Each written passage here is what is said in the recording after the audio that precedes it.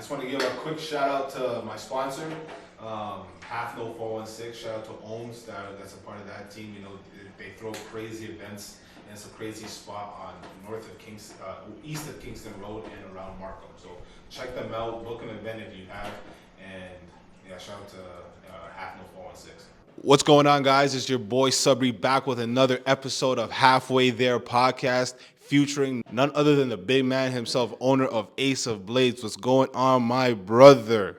How are you? I'm good, bro. I'm good. Thank you so much for having me, bro. Appreciate you. Yes, sir. Yes, sir. Yes, so it's a long time coming, man. It's a long time coming. We've been talking about this for a long time. AceOfBlades brand, I've been following it for a long time. You know what I'm saying? Like, I remember the day, like, when you actually, like, I remember back in the day when you started, and I was just like, yo, this is going to be something special, you know? Yeah. So shout out to you for where like, how far you've come, and, like, I want to get, like, a little bit into your journey on, like, how you got to where you are right now. Yeah. No, I appreciate those words, bro. How I got to where I am, bro. Shit. Long story. Where do I start? So basically, bro, in grade 7, one of my buddies was like, yo, I need a haircut. So I'm like, all right, cool. I'll give you a haircut, no problem. And we went to like my friend's washroom. Pause. Pause. Whoa. This guy's going to a jam and going to a party. And it's like, whoa. So we went to his washroom, you know, and like actually prior to that, let me pause on that. Prior to that, like as a kid, I've always been an artist. I love drawing, you know, like in my spare time, any chance I get, I'd always draw. So when my buddy's like, yo, I want a haircut, I'm like, sure, I don't mind doing it. So once I gave him the haircut, I felt like it was like putting my arts onto someone's hair or onto someone on display. On display, exactly. And obviously the haircut wasn't the best. It was my first haircut, and we use those Walmart clippers. Everybody knows about those. Wall brand, maybe. Yeah, exactly. Yeah, WHLE. Yeah. So I gave him the haircut, and I just fell in love with it. But then I didn't think nothing of it because obviously, you know, I grew up in a brown household. So my only options were really doctor, lawyer, engineer, whatever, you know. Mm-hmm. So that I let that thought go, and then fast forward a couple years, I met a buddy of mine through riding bikes, not bicycles, motorcycles. The vroom, it's not that. Yeah, we're not pedaling out here. So he was a barber, and he actually left one of his well-paying jobs to become a barber full time. So I had a little conversation with him. Shout out Uzi Cuts. Shout out Uzi. I had a conversation with him, and he's like, yo, this is sick. But I wasn't able to pursue it because I was living in a condo. Mm-hmm. So we moved to Caledon. My brother moved there. I had a basement. I'm like, you know what? I'm still going to continue my 9 to 5, but let me try barbering in my basement. And then, bro, honestly, I could break down all the details from then till now, but it just snowballed so fast, bro.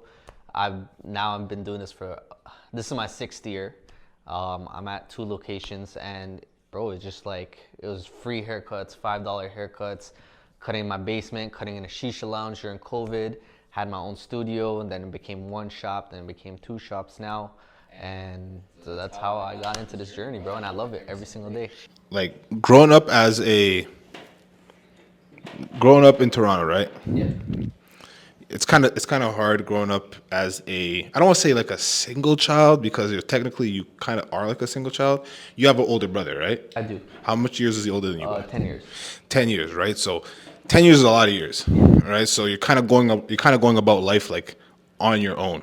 Talk to me about that. Yeah, man, like exactly kind of what you said. It was kind of growing up like the only child.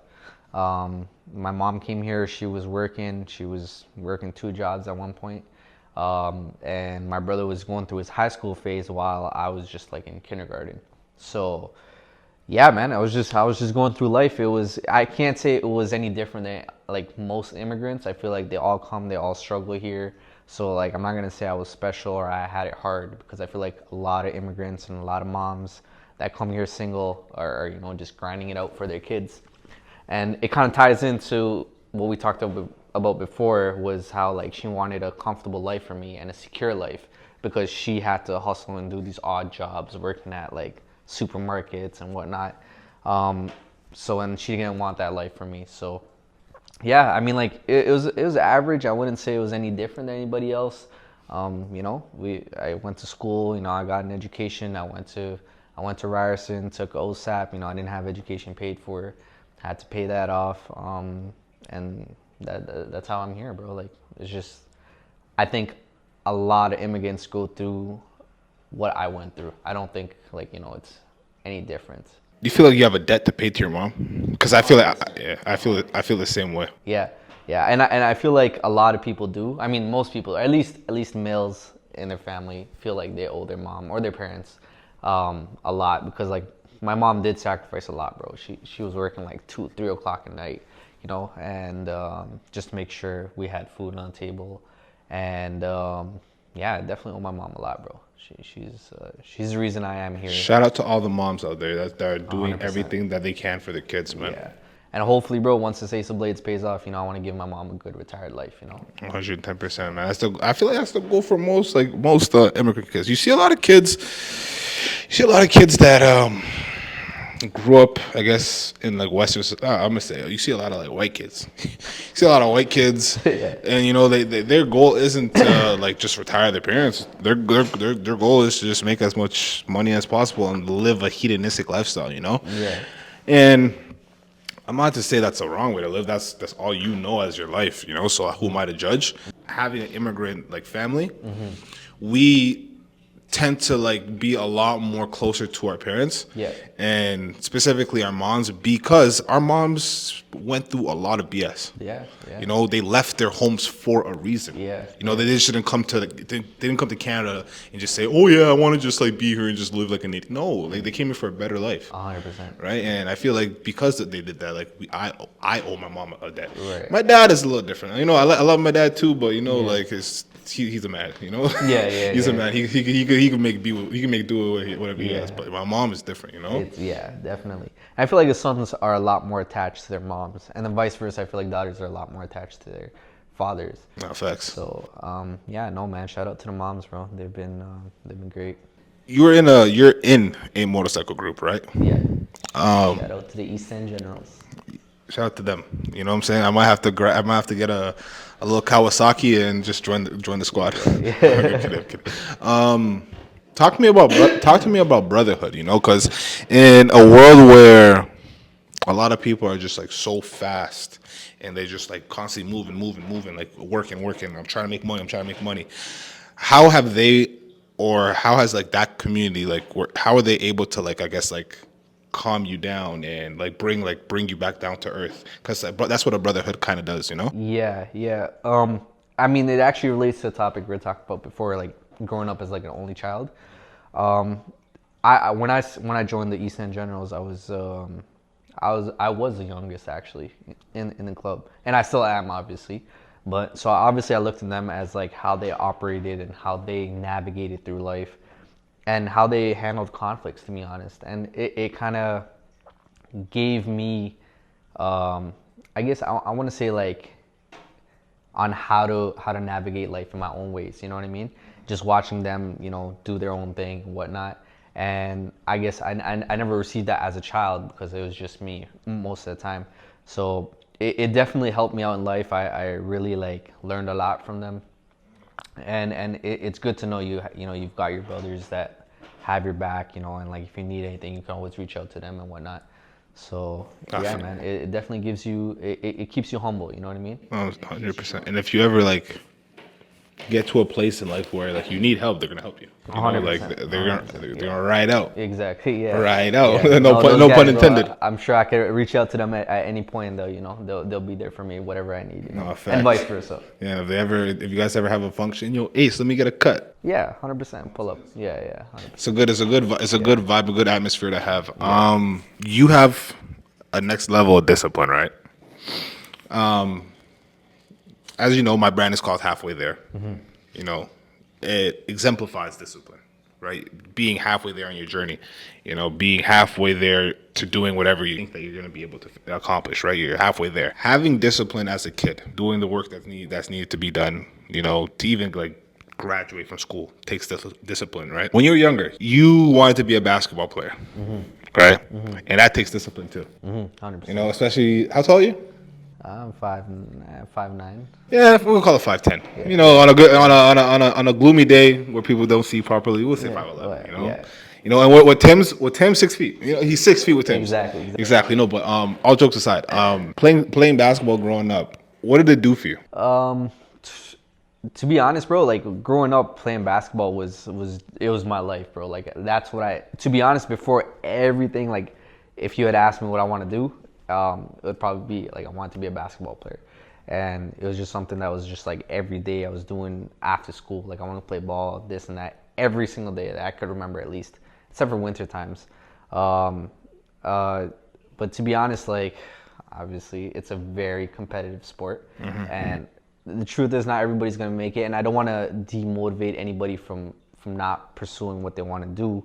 I mean, there's a basketball player that's like 5'8", I think, if I'm not. Yeah. Yuta Watanabe. No, the Chinese guy that we were talking about. Shoot, I forgot his name. You can plug the name in there after. Oh, the one that's on Memphis. Yes, exactly. He's Japanese, but. Japanese, yeah, sorry. But yeah, he's like I think my height maybe, or if not shorter. What you call it? And he's in the NBA. So like, just having that example out there, it really does show you that you could achieve whatever you want to achieve. You just gonna want it bad enough. Anything is possible. Exactly. No KG. Exactly. And for you to have just the idea or the dream to do something, whether it's to join the NBA, whatever it is, a hockey league, soccer, football, whatever, you're halfway there. 100%. You know what I mean? Who are some of like this is like off topic, but who are some of like the coolest people that you've cut? Coolest people, celebrities. Yeah, like who are some of like the people that you're just like, damn, like I cut this person, you know? Okay. Like, so Tonio Skits is probably one of the biggest names. If you guys don't know him, he used to be on, I think it was Much Music or MTV, I forget. And now he's doing like his own skits on TikTok and whatnot. There was another guy, I don't remember his name, which sounds crazy, but he does make music and he does have a certain amount of followers. He made music with Timberland. I just don't remember his name. There's a Tamil artist named Supaveen. I think he's really big in the Tamil community, so I've cut him. I talk about imposter syndrome a lot. Yeah. Do you feel like when you're in like the midst of cutting these people, you're just like, damn, I'm actually like doing this. Like I'm actually like making it to like the areas that I want to make it at. Like, do you ever feel like, oh shit, this is crazy. Like, how am I doing this? Or do you ever just like accept it and just accept what comes with your journey? Like, how does that feel to you?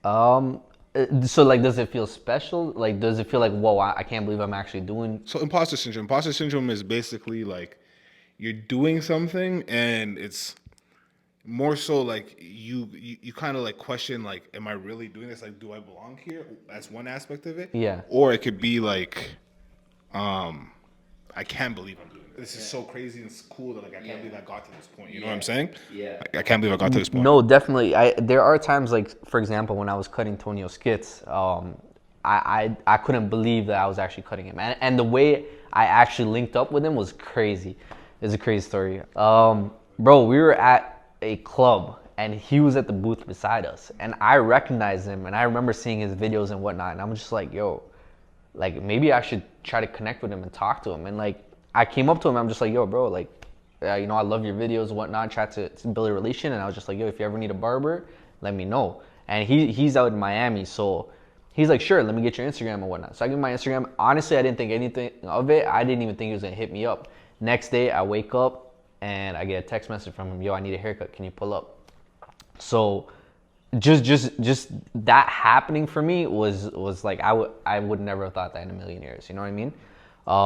So when I got there, when I was cutting his hair and we had a little conversation on the side and whatnot, and you know, I asked him like a couple more personal questions, and you begin to realize that like we idolize celebrities, and I'm not taking anything away from him, but like they go through the same journey that you and me go through. Like he went through the same things. He went through the struggle. He didn't, you know what I mean? Like he didn't know whether he was going to be famous or whether he was going to make it. And then, but now he's sitting there, you know, I'm cutting his hair and he's made it. And now I'm striving to be at the same level as him, but like in my own field. You know what I mean? So yeah, definitely. To answer your question, do I feel like I don't belong here? Maybe I don't feel like that, like I'm not deserving of it, but also I do feel like, whoa, I would never have imagined this to happen. You know what I mean? I feel like the most humblest people are the ones who are like, I guess like in similar boats as you, or like it's not that I don't feel like I don't deserve it. It's just more so like, man, like the work that I put in is finally coming into fruition. It's just like it just feels surreal. Right. It feels surreal, you know, and it's a humbling feeling, you know. It's a really humbling feeling, and even like attaching to like what the guy said, what you said about the guy, how he experiences things just exactly like how we do, right? Yeah. I feel like putting people on a pedestal, like when I hear people reference other human beings as gods and stuff, I'm like in the back of my mind is like, we're not here to worship man. Yeah. You can appreciate like the art, you know, like there's like people like LeBron, like he's at the peak of his art. Right. There's like people like Elon Musk, peak of his art. Right. You know, like you can really appreciate them because these are like exceptional human beings, right? It takes so much discipline and hard work to get to where they need to be, right? But at the end of the day, we're all human. We all come from the same place, and we're all gonna leave the same place. We don't take anything with us when we're gone, right? We just leave a legacy. Exactly. And the fact that he was actually like able to, or not able, but like the fact that he was like welcoming of you shows a good amount of like humbleness on his side as well. I don't know if humbleness, humility. Yes. Yeah, Yes. humbleness is not a word. I agree. And you know that is crazy because that you say that because I feel like sometimes I want to say some people forget where they came from. Facts. And at one point they were reaching out for these opportunities that other people are now reaching out for, you know? So no, shout out to him for giving me the opportunity because like he didn't know me, bro. Like he could have just been like, I'm not trusting some random people, especially like men and their barbers, bro. They're like this, you know? It's crazy. So for him to trust me out here, you know, it's a big Do you think do you feel like that opportunity that you got, like, and I guess the execution that you had from it, do you feel like that just like gave you like another level of, oh shit, I'm that guy, like I'm doing this, like you know what, this is like giving me like a lot more credibility, not for people but for myself? Or do you feel like you just already felt like you were the guy when you were doing it? You know what? Like, I wouldn't say it gave me more credit, 100% from a social media perspective and what other people see. Yes, I feel like they feel like, okay, now he's more credible. And you have to put your accolades up. Like, I have his story up on my AceOfBlades page. Internally, I don't feel like it gave me more credibility. I feel like my skills obviously are at a good level where like he could trust me for his haircut. But in terms of feeling like, okay, now I'm at a next level, I don't think so, because I just feel like that's your journey, you know what I mean? You're gonna level up regardless of whether I'm cutting a celebrity or I'm cutting somebody random. Like, I feel like every new person that I cut, I'm leveling up.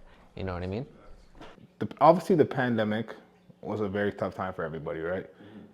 Business owners specifically. Yeah. Like, you guys got by the government. The government did not give two shits about you guys. Fuck COVID, Right? yeah. It's not even COVID, it's the people behind COVID, you know? Yeah, 100%. But how are you able to, I guess, maintain, I guess, your reputation, and how were you able to, like, just like maintain the brand of AceOfBlades during that period of time? Like, were you going to people, giving them cuts, like? So here's the thing. I got lucky. I opened up my shop when the restrictions for COVID were actually coming down. So I would say I skipped most of the struggle that other businesses had to face. And at that time, I was still working my 9 to 5, and I was just cutting hair on the side in a studio, which the rent was like $300 or something. When did you open up AceOfBlades? It was 2021, end 2021, beginning 2022. Yeah, exactly. On that time, wasn't there still like I guess a social distancing thing, like that QR code that people had to use, and like? No, so from what I recall, I believe in barbershops specifically, there had to be a 6-foot distance between people. I think that was the only thing. And whether you're vaxxed or unvaxxed, I think it was up to the business. Because from what I'm recalling, I feel like the restrictions were very relaxed at that time.